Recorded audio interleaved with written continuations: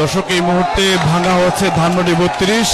কিছুক্ষণ আগে, অর্থাৎ এখন থেকে 15 মিনিট আগে মূলত ধানমন্ডি 32 এই বাড়িটি ভাঙা হচ্ছে। আপনারা জানেন যে প্রথম এই বাড়িটি ভাঙা হয়েছে চলতি বছরের 6 ফেব্রুয়ারি, এবং যেই প্রেক্ষাপটে এই বাড়িটি ভাঙা হয়েছিল মূলত সেই 6 ফেব্রুয়ারি মূলত রাত 9টায় সাবেক ক্ষমতাচ্যুত এবং ক্ষমতাচ্যুত প্রধানমন্ত্রী শেখ হাসিনা যখন প্রথমবারের মতো তিনি একটি সাক্ষাৎকারে আসছিলেন, সেই সাক্ষাৎকারের প্রতিবাদে মূলত 6 ফেব্রুয়ারি মূলত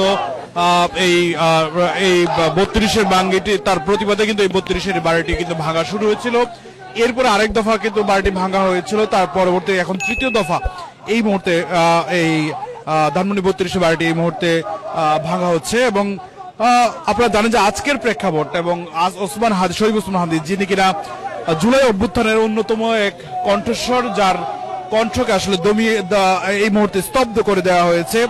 অভিযোগ রয়েছে এটির পিছনে আওয়ামী লীগ সরাসরি এবং প্রত্যক্ষভাবে জড়িত রয়েছে, এবং পাশাপাশি